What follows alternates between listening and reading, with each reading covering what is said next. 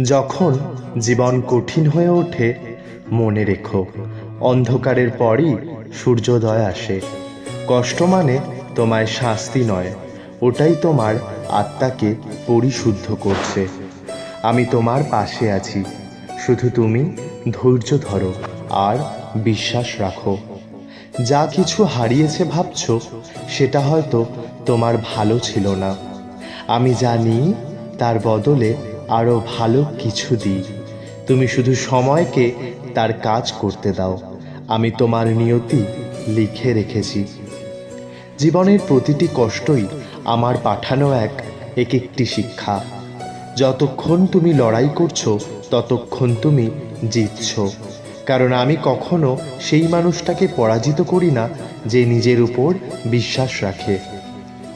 মানুষ তোমায় ভুল বুঝতে পারে, অবহেলা করতে